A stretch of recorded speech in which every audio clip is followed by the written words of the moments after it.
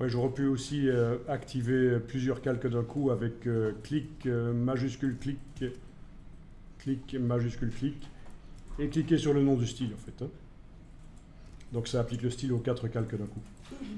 Oui, à ce propos, voilà, si je voulais que l'épaisseur soit moins grande,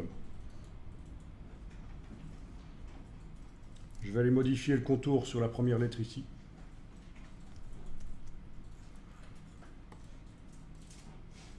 L'épaisseur, voilà, moins grande. OK.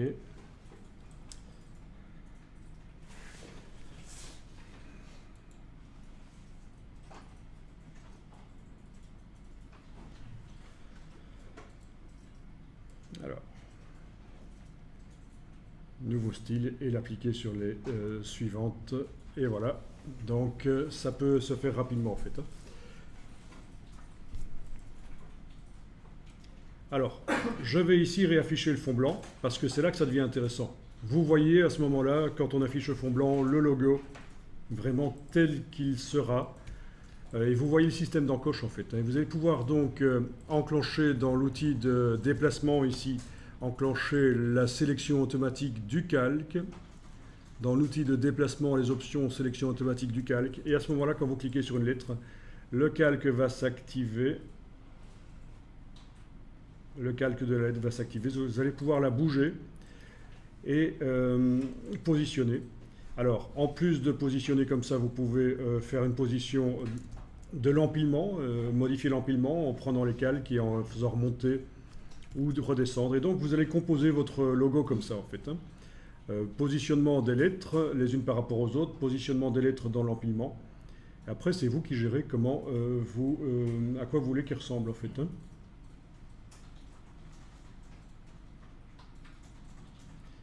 OK.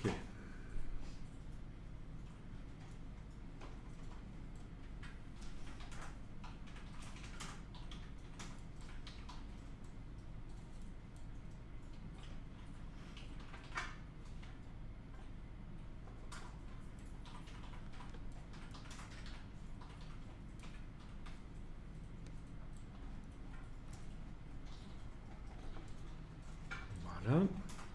Alors, je ne vais pas trop m'attarder là-dessus, mais vous avez compris le principe en fait. Hein. Si vous voulez, vous pouvez délirer un peu plus en modifiant la taille de certaines lettres. Hein. C'est possible aussi.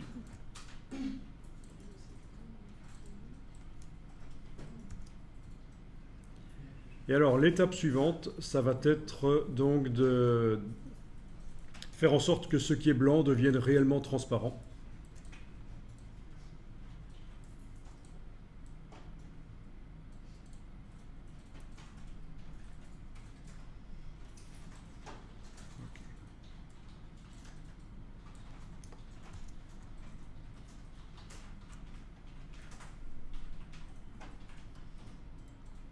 Voilà, faire en sorte que ce qui est blanc devienne réellement transparent.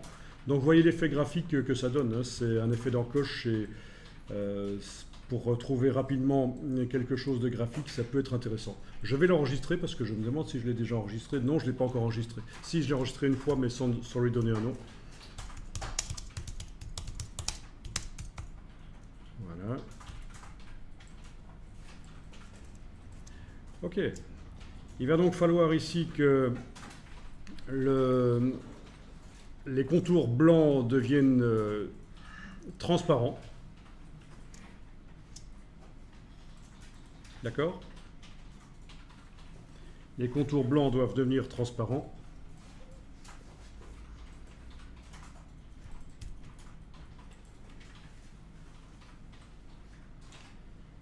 Et pour ça, je vais fusionner les calques. Donc il faut vraiment avoir gardé une version du logo en Photoshop avec les calques séparés, parce qu'une fois que ce sera fusionné, ce sera plus possible de bouger les lettres les unes par rapport aux autres. Il faudra que je recharge un ancien fichier. Bon, vous avez votre calque d'arrière-plan qui n'est pas visible, il n'est pas affiché, c'est de la transparence autour. Eh bien, on va demander dans le menu calque de fusionner les calques visibles. Menu calque, fusionner les calques visibles. Donc, toutes les lettres ont été fusionnées en un calque et les effets spéciaux ont disparu.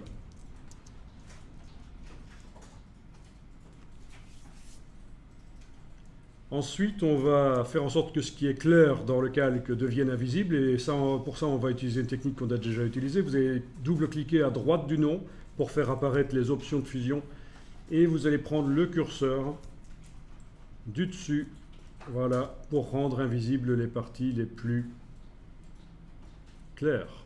Autrement dit, le blanc n'est plus visible. Il est toujours sur le calque, mais n'est plus visible. On le voit, sur la vignette, le blanc est toujours là.